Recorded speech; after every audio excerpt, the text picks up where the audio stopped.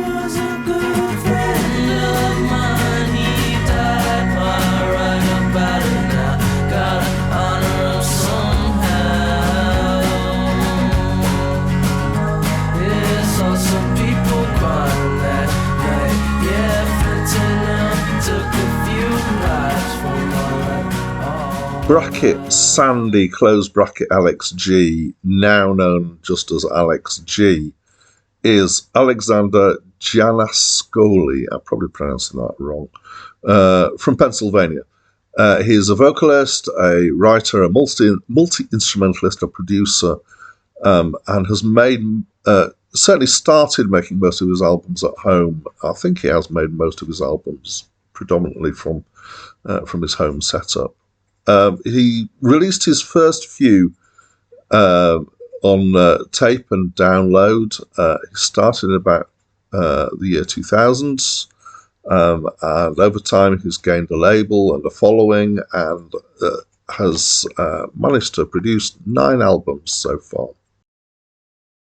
Hi, my name's Dan. So this is my first encounter with Alex G, and but it's his 8th album. Okay, and I would say this is fairly hard to categorize, and I wonder if that might be partly why it's got good reviews. So there's a bit of a strange thing going on here. I have realized that this list that I'm using of the 3,000 greatest albums of all time is based on review scores, on a lot of review scores, which is good. But that means that I'm basically reviewing things that have reviewed well. And quite a bit of the time, I don't think of myself as a reviewer in the same way, which is interesting because I don't know why not. Anyway, so obviously this is reviewed well, except this time it's not gone to review quite so well. We'll see how it goes. So let's do some description. It's kind of indie-ish folk. There's not really folk, but it's kind of got an acoustic guitar and some other instruments. It's got a lo-fi feel to it in general, but then on top of that, there's electronic and studio messing about and effects being put in, electronic noises, some processing. His favourite thing seems to be have things that are going backwards.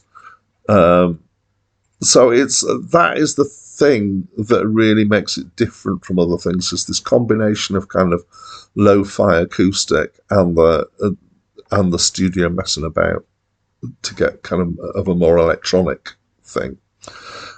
Musically, it's okay. Haven't found it that exciting. It tends to be based around patterns of 4 chords repeated over and over, and yeah, there are a lot of good songs that do that.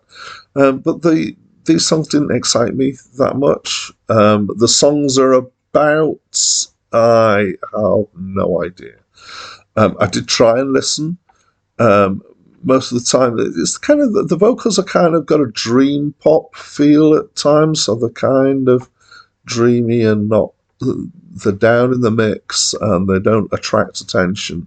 Sometimes they're actually distinctly mumbled. Occasionally they're very processed, so it would be very hard to actually make them out. So generally, I'd say it's a bit of kind of faint praise here, really. It's mostly okay, but actually there's some bits that I didn't like particularly. The intro to the first track, I thought, was very off-putting because it was kind of out of tune and a bit annoying. And there are other things like that I felt didn't work.